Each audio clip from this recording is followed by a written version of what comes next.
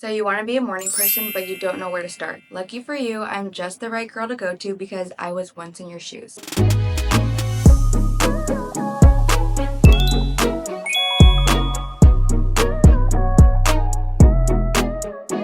Hey loves, today I'm going to be talking all about how to create a morning routine and become a morning person when you're somebody who is just not naturally a morning person. A little backstory, when I was in high school, I literally got sent to the district disciplinary council and they scolded me because I was late too much, and they said that if I continued to be late, then I might not be able to get into college. And of course, I did go to college and I graduated and everything, but even throughout college, it was a struggle for me to wake up for even just my 10 a.m. classes. And then it wasn't until I discovered one of the most life-changing books of all time, Atomic Habits. This was the book that made me realize that change is possible. Now, I naturally wake up around 6:30. I've come to love the mornings. I never thought I could be like this, and I would always look at the 5 a.m.ers and just stare at them in disgust. But now I just see the value in waking up early, and I'm going to be teaching you simple, achievable steps that you can start right now that will help you on the track to becoming a morning person. The main takeaway from this book, among many, realizing that change is possible. A lot of the times we think we're stuck the way we are. I'm not a morning person, I guess I'll never be one, but you can be with the right changes to your habits. What the author stresses is small micro habits that you can implement every single day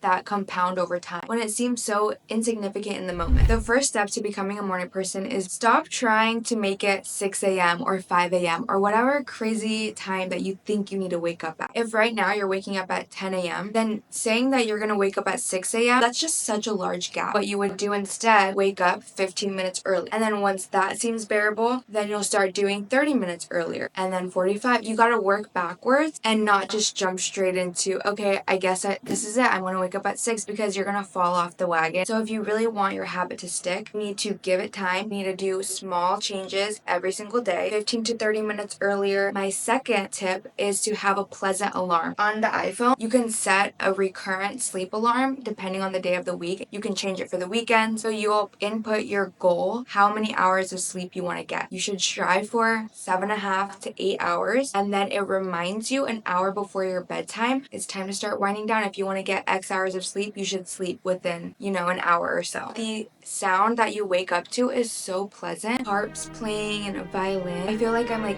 floating out of bed when I wake up. Obviously, if you want to be waking up earlier, you need to go to sleep earlier. In order to wake up early, you can't be going to bed at midnight every night. Why are you even staying up at midnight? Where can you cut your habits at night and move them to the morning? So if you're staying up till midnight because you're watching Netflix, okay, that can clearly be shortened. If you're staying up till midnight because you're studying and replying to emails and stuff, then when you become your morning person self, you'll be able to move those habits into the morning time with a fresher mind. For me, at the end of the day, I want to use my nighttime to just wind down and have me time and not be on my screen or studying. With the screen time comment, try not to use a phone or electronics 1 hour before bed. So that's where I think the Apple alarm is perfect, the reminder, because it will tell you an hour before. So then it's like, okay, now I'm going to put my phone down, and you're going to replace the screen time with journaling, with reading. You could even use that as time to start this book. So a huge component of this is romanticizing your nighttime routine, making it calming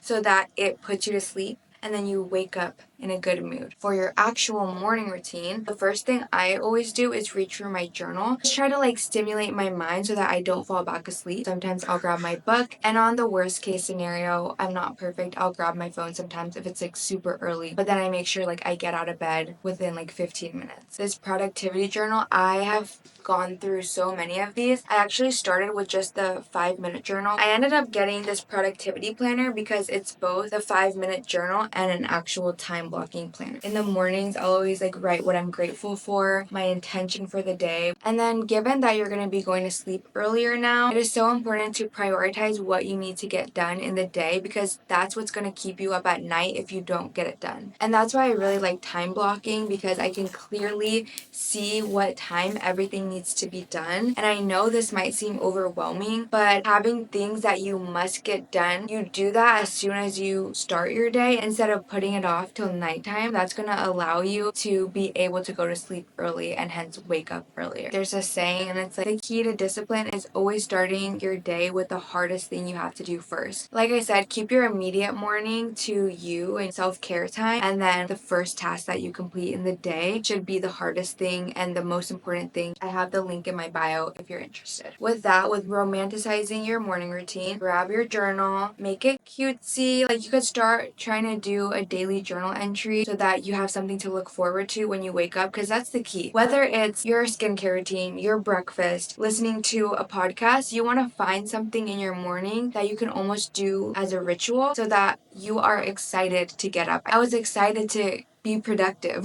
That was the motivator for me. So having that daily activity that I needed to do just to like check it off was a huge catalyst in helping me get up. I just got these speakers. I'll play this quiet cottage morning playlist and get ready, do my skincare, and I find that it makes me feel like I'm almost like in the Vogue get ready with me videos, and I just have fun with it and put on my robe, make it almost like you're in a movie, you're the main character. Okay, this is another tip that I honestly haven't really heard many people say. Acknowledging you are getting ahead of people when you have a morning routine. Most people, they wake up for work and they don't really do anything prior for themselves. So if you are intentionally cutting out a portion of your morning before you give it to anyone else, you use that time for you, you pour into yourself, then you're already starting your day ahead of the game and ahead of the majority of people. And to me, that's so motivating. I guess it's maybe because I'm a little bit competitive, but there's just something about knowing that I'm the only one awake right now who's being productive. We're not necessarily checking our emails and things like that. Like, this is more of a time that you should use for you. Like I said, before you can give it to everyone else, you should be able to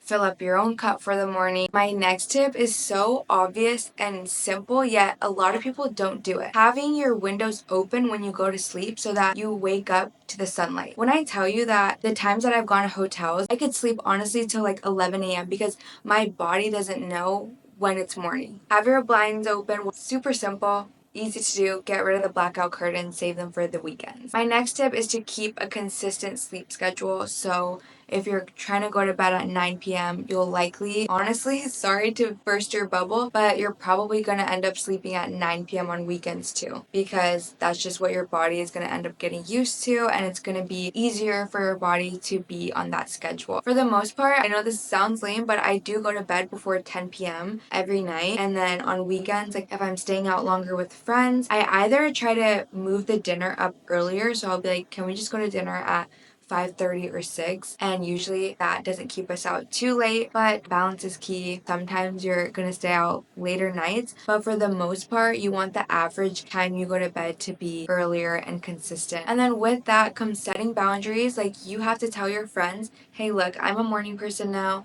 I go to bed at this time. I don't check my emails or my texts at this time because I am getting ready for bed. A lot of people were not used to me setting these boundaries at first, but now they're so used to it. They're like, oh, it's 7:30, Liz is probably asleep. And it's true. I probably am, where I'm just in bed, I'm reading, I'm trying to wind down. So it's gonna help you feel less guilty about not replying and not having an urge to check. Use do not disturb, utilize those features, do it for you. Like, you need to set boundaries. I also got a DM from a girl telling me that her boyfriend is not a morning person at all. If you live with someone where they're having the TV on or they're disrupting your sleep somehow, that's where, again, you need to have those boundaries. If you want to include your partner, like, make it a challenge for you guys, hold each other accountable. But if your partner just can't have them, I'm sorry, like with my boyfriend, I'm like, you better dim that TV all the way down, or like his phone. I'm like, put in earphones. I cannot have a bunch of light and I cannot have noise. I want to add one more aspect to preparing the night before,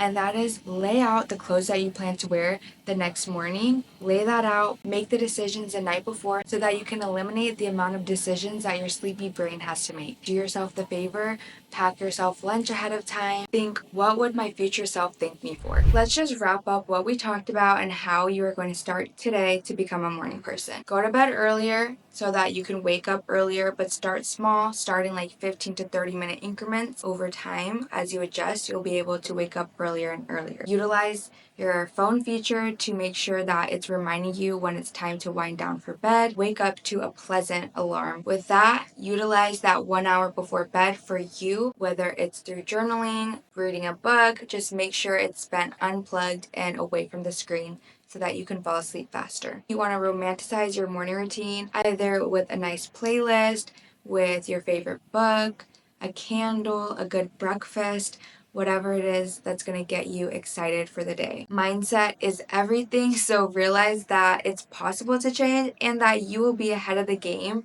And having a morning routine, I feel like, is the key to getting ahead of a lot of people. So use that competitive energy and realize that you're getting ahead of the game by waking up earlier than most people. Finish the most important things that you need to get done in the earlier day so that it doesn't keep you up at night. And then save non-urgent things for the next day. I really recommend using a time blocking system, your Google Calendar, or just a planner of any sort. Also, don't sleep with your blinds closed. Don't sleep with blackout curtains. Those are so dangerous. Keep a consistent sleep schedule. So if you want to go to bed at 9, try to keep it the same every single day. Set boundaries with your friends, with your loved ones. Let them know that this is the new version of you and you're going to be starting to go to bed earlier.